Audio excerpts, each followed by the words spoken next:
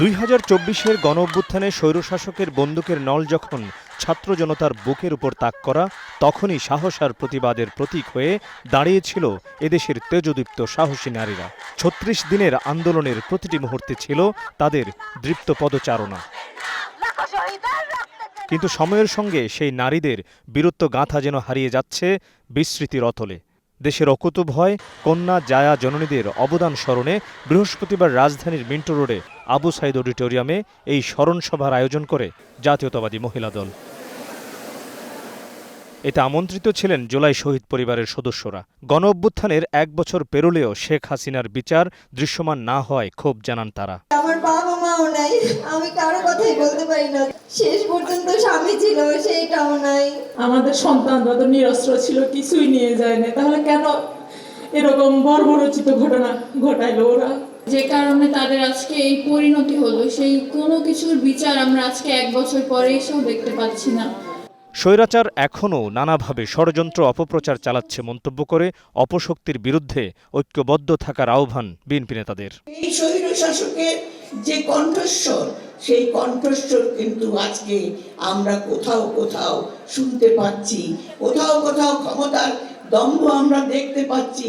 তো সেইখান থেকে আজকে আমার সমাজকে উদ্ধার করতে হবে, দেশকে উদ্ধার করতে হবে। আপনারা ঐক্যবদ্ধ থাকুন, ঐক্যবদ্ধ থাকুন দেশের জন্য, এই জাতির জন্য, বেগম খালেদা জিয়ার জন্য। এদেশে প্রধানমন্ত্রী নারীরা হয়েছেন, এদেশে বড় বড় পদে নারীরা গিয়েছেন, কিন্তু সেটা যথেষ্ট নয়। বাংলাদেশের জীবনের প্রতিটি ক্ষেত্রে কিন্তু আমরা নারীকে দেখতে চাই। যে দেশের জনসংখ্যার 50% বেশি নারী, সেখানে নারীর সংখ্যা আমরা রিজার্ভ সিটে 50 জনকে দেব, এটা তো কোনো যুক্তির কথা। অনুষ্ঠানে ভার্চুয়ালি যুক্ত হন বিএনপির ভারপ্রাপ্ত চেয়ারম্যান তারেক রহমান।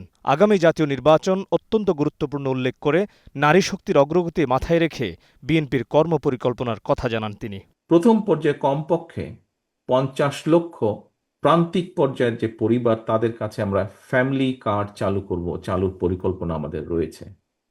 ইনশাল্লাহ আসন্ন নির্বাচনে বিএনপি জনগণের রায় রাষ্ট্র পরিচালনার সুযোগ পেলে পরিবারের নারী প্রধানের নামে কিন্তু আমরা এই ফ্যামিলি কার্ডটি আমরা ইস্যু করব।